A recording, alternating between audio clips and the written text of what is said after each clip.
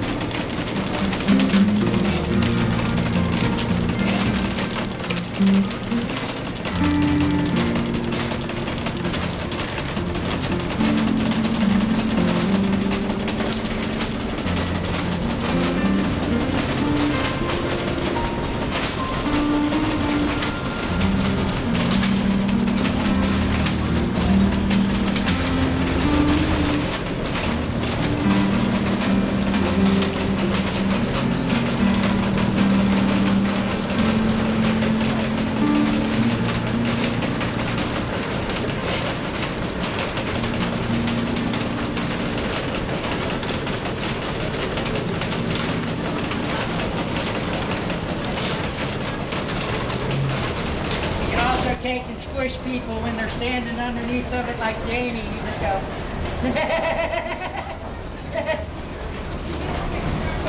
but he can take it to any floor.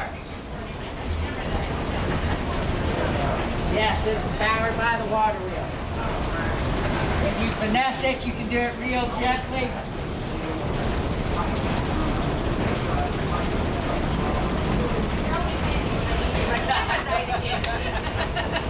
If you have a barrel on it, his barrels had wheels on the bottom because they have over 200 pounds in them. So they bring it up and the guy would swing it in and then they'd roll it in. That's probably why you see these floors are wavy like that. They've taken all the soft grain by rolling hand trucks and the barrels around. Over here is all the clean sifting equipment for the flour. All the way in the back. It's hard to see. You guys are welcome to walk down there so I'm not in your way. The first rolling machine is a flour dresser. It probably may have even worked for the patent flour. I'm not sure. It may have came from the Midlands purifier.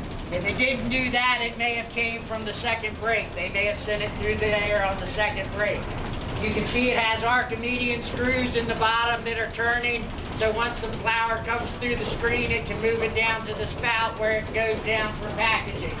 This is a gyrator. The gyrator is full of screens. Some of them are made of silk, some not. Every one of these has a screen in it. The flour goes in there, except for the first brake. Every time it goes through a roller, it goes through this machine. It'll be shaking the screen. The wires help keep the screens clear so that it keeps producing its maximum amount. This is probably 1930s flour sitting on here, so maybe earlier. I know there hasn't been any wheat through it since 1930, so it had to be at least that early. Each sock would take different products to different places. Some's going right back to the roller mills. Some is actually going to be packaged if it's fine enough.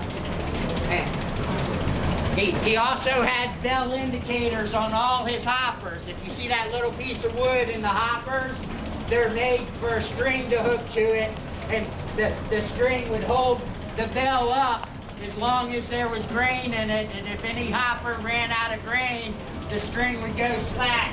And if you look over the flour box downstairs, the bell's missing, but you can see a flywheel in a hole where the bell used to be attached, so it would ding the bell.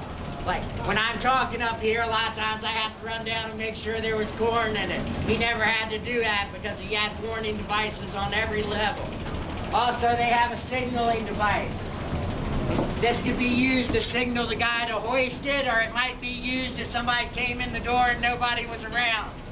It rings a bell upstairs so that you know that either to hoist or that somebody came in the door. It goes all the way down to the first front door. You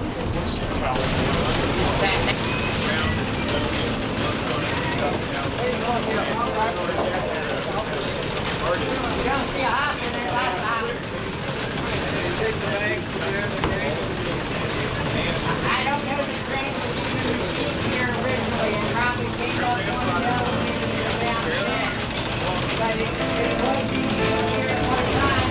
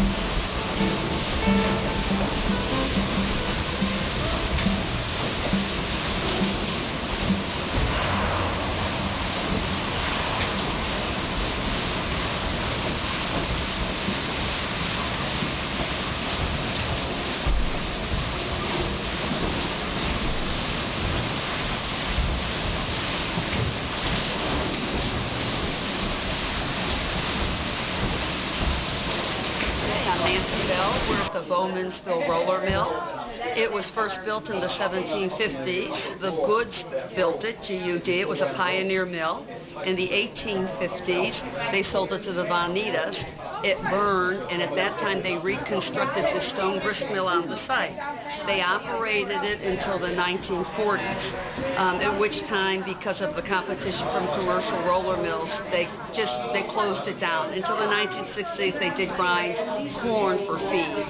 Of course, and then in 2000, Stuart Kane bought it. He was a wealthy entrepreneur from New Jersey, and fortunately, he restored the mill and the grist mill. It was a large opening in 2000 where they invited people from all over the world. And let me correct that. He bought it in 1960, and he spent those years restoring it. In 2000, it had a big national opening. We then purchased it, and we have owned the mill since 2003. And as I said, this is the first time today that I've seen both wheels run because of the SPOOM conference that's here. So